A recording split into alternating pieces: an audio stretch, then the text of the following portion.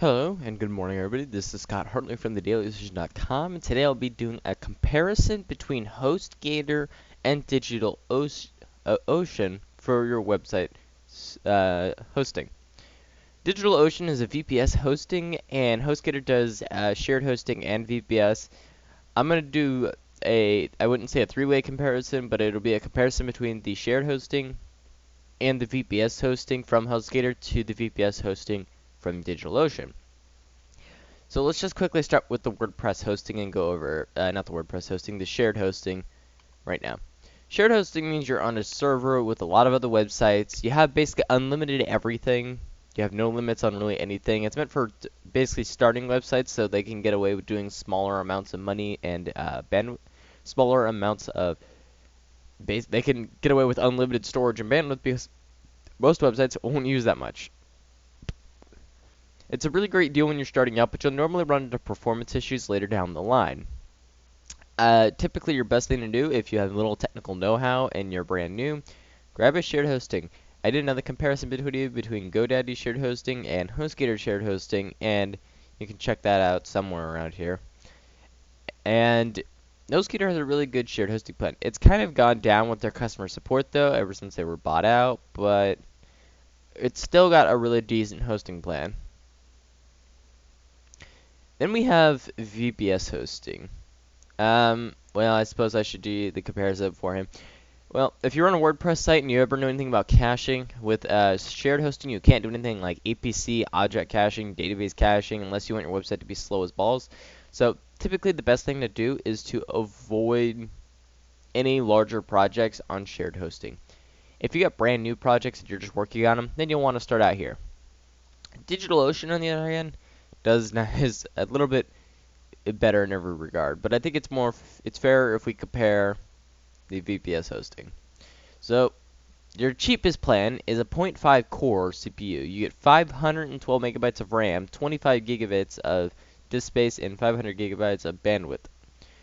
On DigitalOcean, and by the way, this plan costs $20 a month. On DigitalOcean, you can get one for $5 with essentially the same resources with a little bit less disk space. And if you hook it up to an Amazon Cloud bucket, then you can have a lot more space. Again, if you want to spring for $20, then you get a faster, you get more, you essentially get 4 times as much memory. You get 2 cores instead of a 0.5 core, so 4 times the CPU power. I almost doubled the space. Keep in mind that this uses a hard drive, and oh, that's right. If you're using, that's a semi-VPS. You don't even get cPanel, and you get very little of everything else. Now, it is important to state there's a fundamental difference between HostGator VPS and DigitalOcean VPS.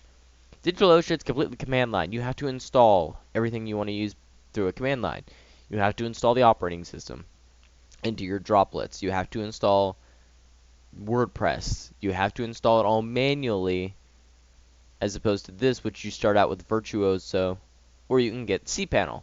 You could, in theory, install cPanel on DigitalOcean. However, you have to pay for it, which is, I wouldn't say expensive, but it goes up in price. If you go the maximum plan, you get 240 gigabytes of disk space. This is where they kind of start taking off. On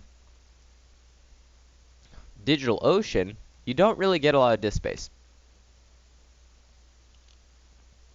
If you compare the two highest plans, $160 to $160, you get 2 times the memory, 2 times the cores, but you're only getting half the disk space, but you're getting 2 times the bandwidth. And it's important to, well, you also get basically as many IPs that you need, but that's not the point. The problem that you're running into here is on DigitalOcean you don't have a lot of storage space, but it's all on SSD. Well, I'm pretty sure that on HostGators you're doing on regular hard drives, and there's a huge difference. If you ever run your computer on an SSD in comparison to a just a regular hard drive, you'll notice a huge difference in your performance.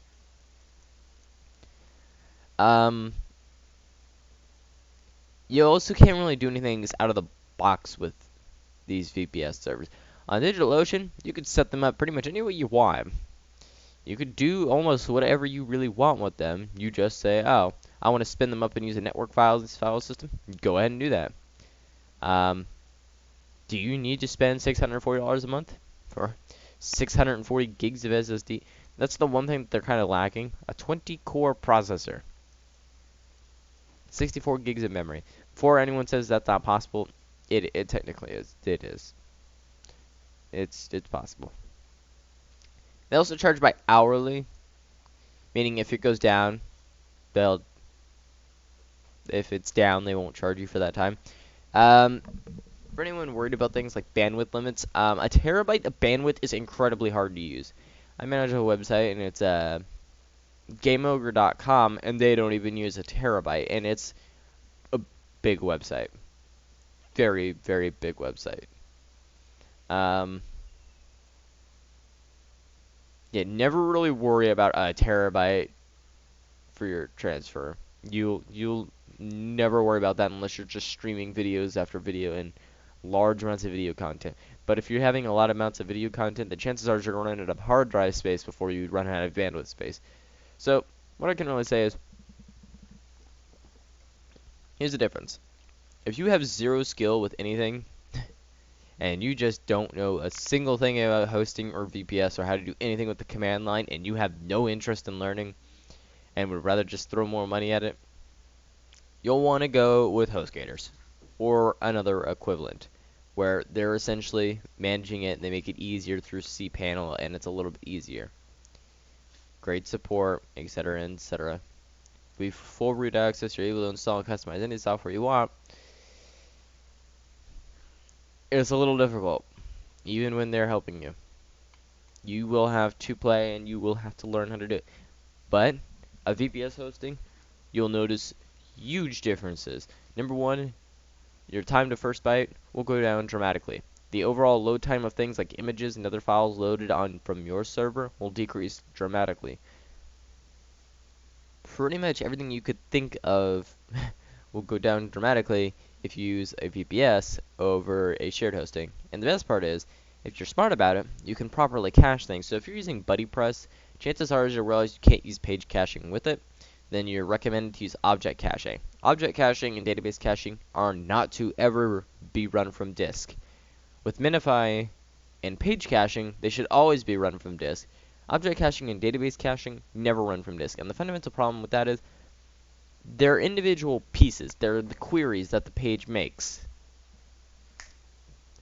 And when you try to put them on the disk, you'll actually notice your load time will go down dramatically rather than improving because your disk is slow. With an SSD, the page load time, the physical page from page caching, will go down.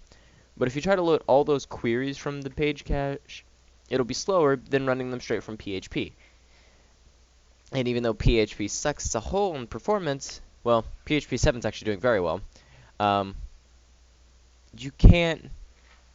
You just can't run them all from disk.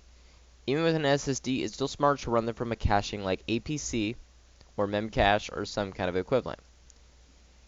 APC caching and Memcache are essentially just memory caching. They cache items into memory.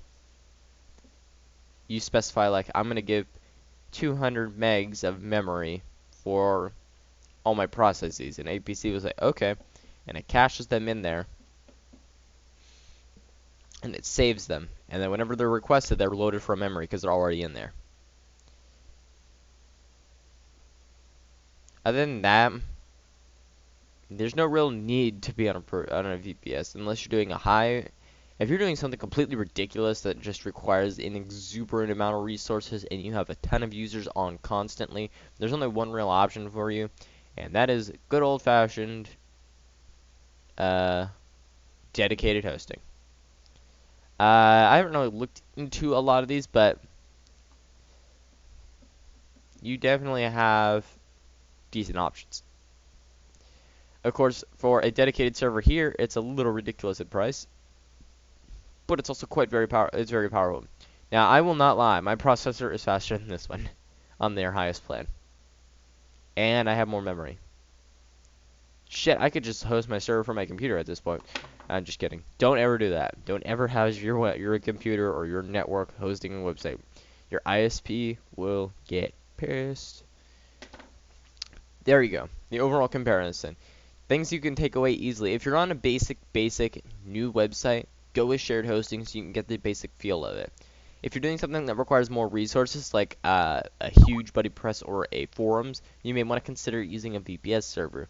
If you're using anything that's a little ridiculous for VPS, you'll want to move to dedicated. However, in most cases, I recommend just grabbing a DigitalOcean VPS server. It's cheap, they work very well, and you get a lot for your plan. The only downside is they don't offer a lot of disk space, and they don't offer ways to add on to it. And they've been saying for the past 2 years that they would be looking for a way to add more disk space to your plans if you don't need more resources. And so far, we've gotten nothing. Thank you so very much for watching. Please stay tuned for the next video. I'll probably include links to the Hostgator and DigitalOcean below. There'll probably be affiliate links. You probably won't like it. I'll include the links without the affiliate below it. So thank you very much for watching. Please stay tuned for the next video. If you have any questions, comments, concerns, put them below and I'll make sure to help you out. Thank you very much for watching, and goodbye.